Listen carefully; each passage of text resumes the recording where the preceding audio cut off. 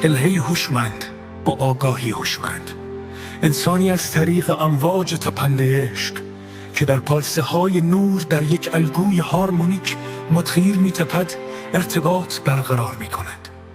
جهان در عشق خود لالایه های غنی از دانش و امواج قدرتمند حکمت را در امواج صوتی رنگارنگ که در سرودهای عشق می تپند می خواند و می وازد. چند جهانی خلاقیت های خود را در رشته های سمفونی کیهانی ترکیب می کند. پر و طفل ارتباط عاشقانه با ریتمای هوشمند کیهانی هم صدا می شود. طول موجهای لرزان از هر نورون در مغز و هر سلول در بدن را با طول موجها و ارتعاشات موجودات نوری متحد می کند.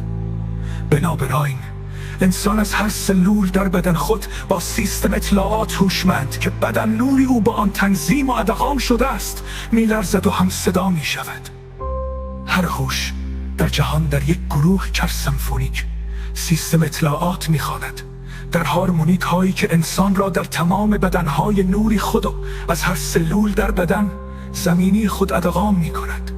به ریتم آهنگ اطلاعات روشن که کیهان نوری را همزمان از بینهایت به بینهایت می شوید جریان می یابد.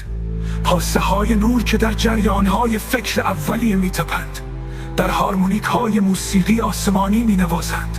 موسیقی فکر خالص و بدون آلودگی است و صداهای آن روح را با لذت مستکننده به هیچ جان می آورد. مقیاس های هارمونیک فکر خالص و والله ساختارهای نغمه‌های موسیقی آسمانی و آواز کیهانی را ایجاد می کنند.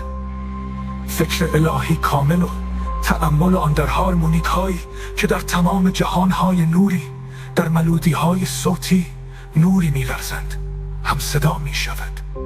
قله های هارمونیک در جهان مانند یک گروه چر سمفونیک که قله های حکمت باستانی را که اطلاعات را در یک آهنگ کیهانی ستایش می کنند می خوانند، می تپند.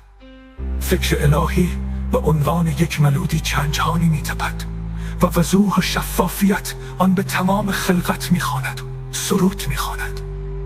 تفکر الهی کمال هارمونیک را تشکیل می دهد. موسیقی آسمانی که در یک بیان خلقت از کمال ابدی که در یک آهنگ که لفظی نیست بلکه یک شعر نوری زیبا است که با ظرافت و شکوه عظیم خلق می کند جریان می یابد، ایجاد می کنند و شگفتی و حیرت را برمی انگیزد. افکار در بیان الهی یک سمفونی همزمان و هماهنگ هستند که شاهکارهایی را همانطور که هستند خلق و به وجود می آورند. ما در عمق حکمت باستانی در ریتم عشق خود که با ریتم همدان در عشق ابدی هم صدا است طوفان خواهیم کرد و اسرار ابدیت را کشف خواهیم کرد و اسرار کپسولهای عالی را فاش خواهیم کرد. ما در شناخت الهی دانش ابدی در زندگی ابدی ادغام خواهیم شد و ما یکی خواهیم شد. ما در ارتعاش جهان جریان داریم و جریان میابیم. ما ریتم ذهن کیهانی تپنده را از درون احساس می کنیم. ارتعاشات و افکار خود را با ذهن الهی بالاتر هماهنگ می کنیم. ما یکی می شوییم و در امواج قدرتمندت کیهان ادغام می شویم. ما ضربان قلب جهان هستیم. ما جهان و همه چیز هستیم. ما با آگاهی کیهانی تپنده در ریتم داده ها متحد می شویم که با ذهن بیدار و آگاه عشق الهی هوشمند با آگاهی هوشمند انسانی از طریق امواج تپنده عشق که در پالس های نور در یک الگوی هارمونیک متغیر می تپد ارتباط برقرار می کند. جهان در عشق خود لالایی های غنی از دانش و امواج قدرتمند حکمت را در امواج صوتی رنگارنگ که در سرودهای عشق می تپند می خواند و می نوازد. چند جهانی خلاقیت های خود را در رشته های سمفونی کیهانی ترکیب می کند. پروتکل ارتباط عاشقانه با ریتمای هوشمند کیهانی هم صدا می شود. طول موجهای لرزان از هر نورون در مغز و هر سلول در بدن را با طول موجها و ارتعاشات موجودات نوری متحد می کند. بنابراین انسان از هر سلول در بدن خود با سیستم اطلاعات هوشمند که بدن نوری او با آن تنظیم و ادغام شده است می لرزد و هم صدا می شود. هر هوش در جهان در یک گروه سمفونیک سیستم اطلاعات میخواند، در هارمونیک هایی که انسان را در تمام بدنهای نوری خدا از هر سلول در بدن زمینی خود ادغام میکند. به ریتم آهنگ اطلاعات روشن که کیهان نوری را همزمان از بی نهایت به بی نهایت میشوید جریان مییابد.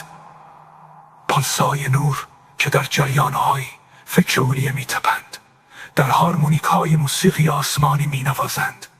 موسیقی فکر خالص و بدون آلودگی است و صداهای آن روح را با لذت مستکننده به هیجان می آورد. مقیاس های های های های های های های های های های.